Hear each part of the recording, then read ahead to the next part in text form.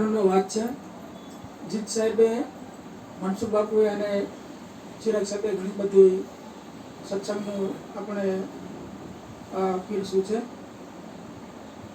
જોકે અહીંયા તો આપણે સત્સંગ મારોથી તો ન જ થાય, કારણ કે અહીંયા તો હું ગ્રહણ કરવા જ આવું છું ઘણા વર્ષોથી. છતાં આપ લોકોનો લાલાજીનો ભાવ છે તો બે શબ્દ બોલું છું.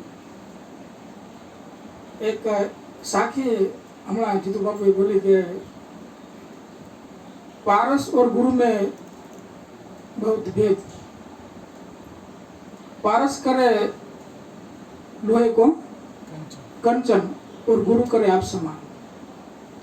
એટલે કે એ શું કહેવા માંગે છે, સંગતિ બાબતે કહેવા માંગે છે કે તમે કેવી સંગત કરો છો.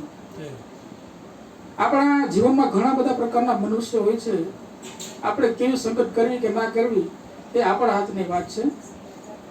આજે આપણે જોઈએ છીએ, લાલા બાપુને હું લગભગ ઘણા વર્ષોથી ઓળખું છું. અરુણ બાપુનું એમને જીવન દરમિયાન એક જ પુરુષ સંગત કરી છે, એમના ગુરુદેવને અરુણ ભગવાનને. આ એમનું એક સંગત જ છે. આ એમની સંગત છે. એમનું જીવન કેવું દિવ્ય કરી નાખ્યું છે આપણે જોઈ શકીએ છીએ. આ આપણી સામે એક જીવતું જાગતું એક પ્રમાણ છે. આ પ્રમાણે હરેક શિષ્યએ એના ગુરુદેવનું, સંત પુરુષનું, મહાપુરુષનું આ પ્રમાણે સંગ કરવી જોઈએ.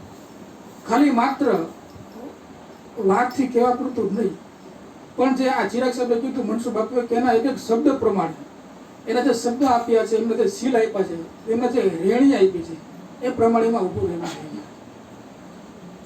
આજે આ ભૂમિ એક એવી ભૂમિ છે, હું તો એમ કહું છું કે આટલીકા આ 2 રૂમની હોયડી છે, એ પણ પાકી ગયેલી હોયડી છે.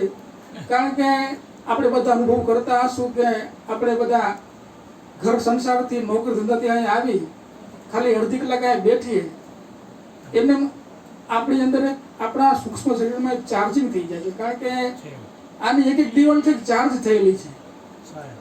મને ખ્યાલ છે, હું રીતસર અનુભવી શકું છું કે આ અરુણ બાપુનું જે આ 2 રૂમ છે, આટલો વિસ્તાર એકદમ એ પોઝિટિવ વાઇબ્રેશન તેનો ચાર્જ થઈ ગયો છે કે અહીંયા કોઈ પણ જીવ આવે એટલે એ જગત તેને ભૂલાય જ જાય. અને ભક્તિમાં, ગોપી ભાવમાં એટલો એ રંગાઈ જાય કે એને બસ આનંદ જ આવ્યા રાખે. એનામાં કુદરતી એક હૃદયમાં ભાવ જાગી જાય પરમ તત્વ તરફનો. એક એનું પ્રમાણ છે. એ બધા અનુભવી શકે કે અહીંયા જેટલો સમય બેસે એ જગતનો કોઈ પણ વિચાર ના આવે. કારણ કે આટલી ભૂમિ છે, પાકી ગયેલી ભૂમિ છે. બરાબર છે. કહેવાનો ભાવાર્થી કે સંગત છે આપણને ક્યાંથી ક્યાં આપણે લાવી દેશે. કારણ કે અત્યારે જગતમાં 2 પ્રકારના માણસો હોય છે, પોઝિટિવ અને નેગેટિવ. નેગેટિવ તો ઘણા બધા છે, મોબાઈલ ખોલે એટલે નેગેટિવ નીકળે જ છે, પણ પોઝિટિવ લોકો બહુ ઓછા છે. બરાબર છે. પોઝિટિવ લોકો પાસે આપણે જવું પડે અને એનો વાઇબ્રેશન લેવા પડે. તો એટલું વક્તવ્ય કરીને મારી વાણીને વિરામ આપું છું. બોલો સદગુરુ મહારાજની જય.